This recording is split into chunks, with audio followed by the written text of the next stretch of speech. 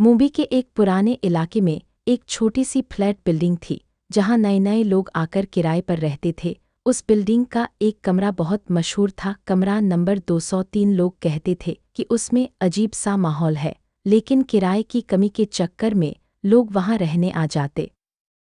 इस बार उस कमरे में शिफ्ट हुई रिया शर्मा, 25 साल की लड़की जो एक प्राइवेट स्कूल में टीचर थी। रिया काफ़ी मॉडर्न थी लेकिन थोड़ी सी डरपोक भी। उसने सोचा, अरे ये सब पुरानी कहानियां होती हैं, मुझे तो बस सस्ती जगह चाहिए, और वो वहां शिफ्ट हो गई।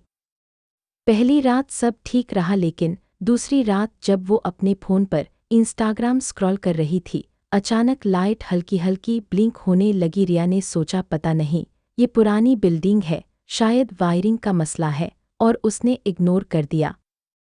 फ़ोन का स्क्रीन डार्क हुआ तो उसने अपने कमरे के कोने में एक लंबी सी परछाई देखी। पहले तो उसे लगा कि शायद पर्दा हिल रहा है या खिड़की से रोशनी आ रही है, लेकिन जब उसने गौर से देखा तो वो परछाई एक इंसान की शक्ल में थी, लंबा, बिना चेहरे के। रिया का दिल जोर जोर से धड़कने लगा। उसने जल्दी से बेडसाइड लैंप ऑन किया। जैसे ही रोशनी हुई, परछाई गायब हो गई। उसने खुद को समझाया, बस दिमाग का वहम है। लेकिन तीसरी रात असली कहानी शुरू हुई। रिया फ़ोन पर अपनी दोस्त मेघा से बात कर रही थी। उसने कैमरा सेल्फी मोड में रखा और आराम से बातें कर रही थी। मेघा ने अचानक चीखते हुए कहा, रिया, तेरे पीछे कौन खड़ा है? रिया ने पलटकर देखा, कमरा खाली था लेकिन स्क्रीन में साफ साफ एक परछाई खड़ी थी, बिल्कुल उसके पीछे। रिया के होश उड़ गए। उसने तुरंत फ़ोन डिस्कनेक्ट किया और दरवाज़ा खोलकर बाहर भाग गई।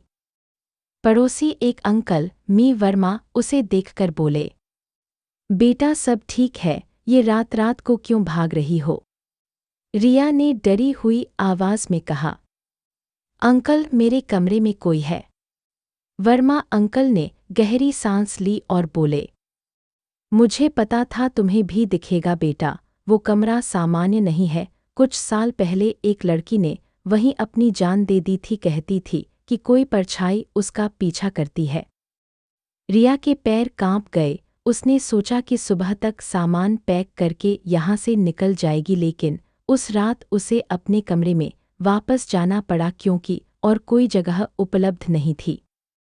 वो बिस्तर पर बैठी रही, लाइट ऑन रखी, बस प्रार्थना करती रही कि रात निकल जाए। लेकिन रात के 3 बजे जब सब सो रहे थे, लाइट फिर से ब्लिंक हुई और वही परछाई दोबारा सामने आई।